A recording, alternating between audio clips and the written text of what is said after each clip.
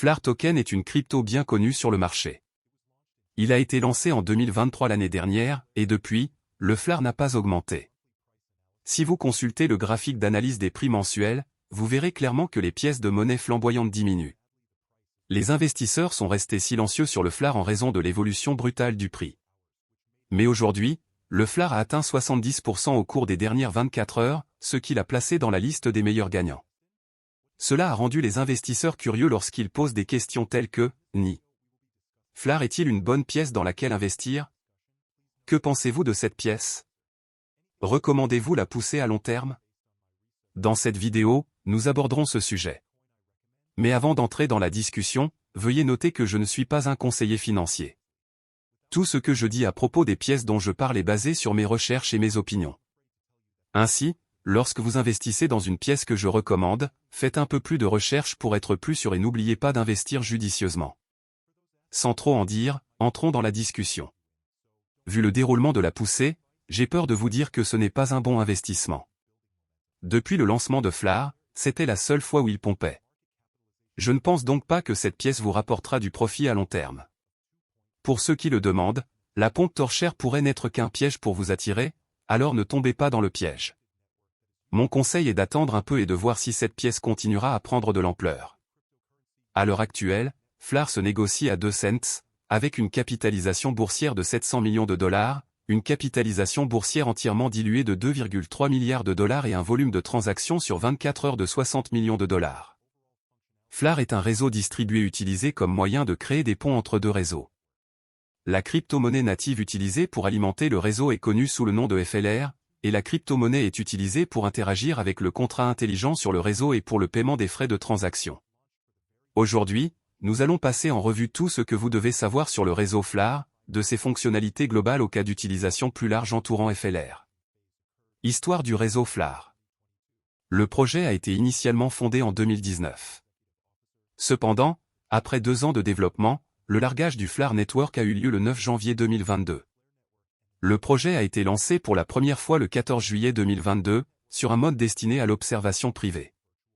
Cependant, la date de lancement de la phase d'observation publique est intervenue le 30 septembre 2022. FLAR a été fondé par Hugo Filion, président-directeur général, Sean Rowan, directeur technologique, et Nairi Usher, scientifique en chef.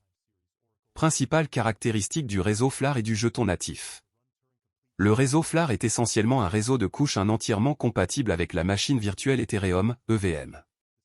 Il a été spécialement conçu pour promouvoir l'interopérabilité ainsi que l'interconnectivité dans tout l'espace Web3 et permettre aux utilisateurs de relier les crypto-monnaies entre les réseaux. Le projet comporte 2 protocoles à la base, tels que le connecteur d'état et le FLAR Time Series Oracle, FTSO. De plus, l'EVM est utilisé pour exécuter des contrats intelligents complets de Turing tout en fournissant également des fonctionnalités de contrats intelligents pour les jetons non programmables.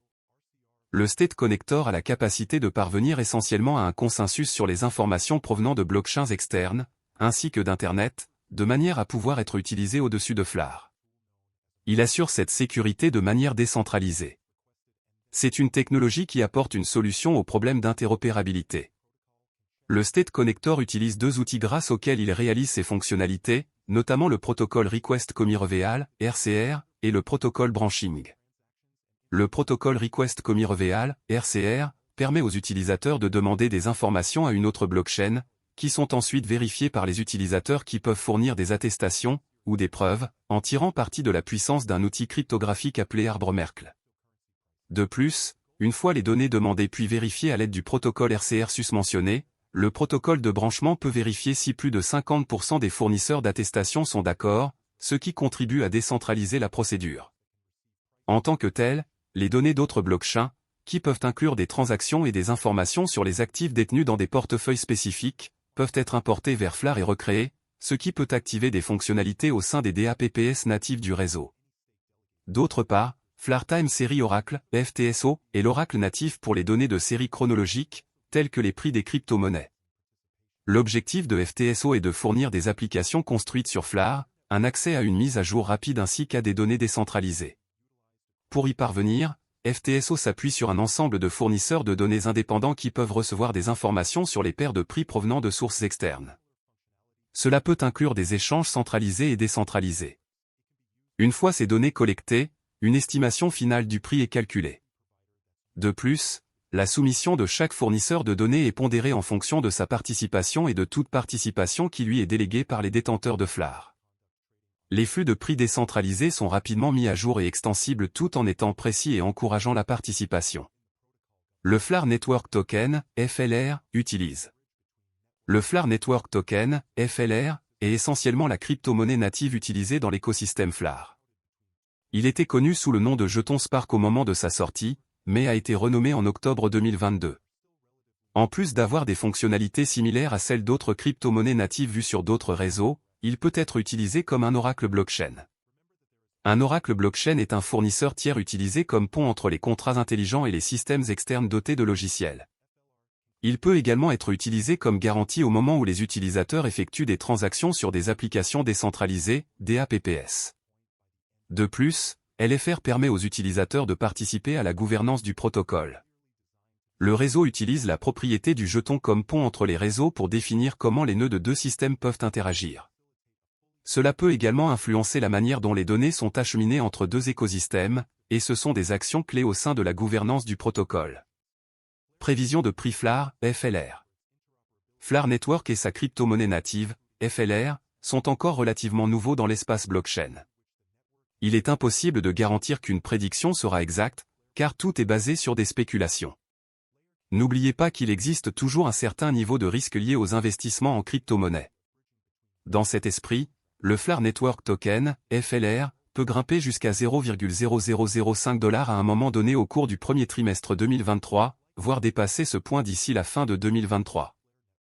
L'avenir des réseaux FLAR. FLAR Network a été clairement conçu pour être un réseau avancé doté d'une interopérabilité entre les chaînes.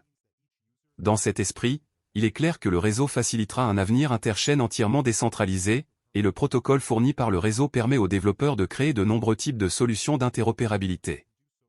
FLAR Network a développé certains produits pour son interopérabilité à l'heure actuelle, notamment FAssets et LayerCake. Les FAssets sont le moyen par lequel le réseau peut émettre en toute confiance des actifs de leur chaîne native sur la blockchain FLAR à l'aide d'un système de garantie.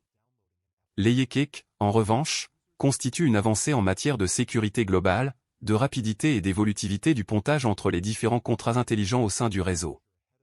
C'est multilatéral, ce qui signifie que l'utilisateur peut établir un lien direct entre deux chaînes quelconques du réseau LayerCake.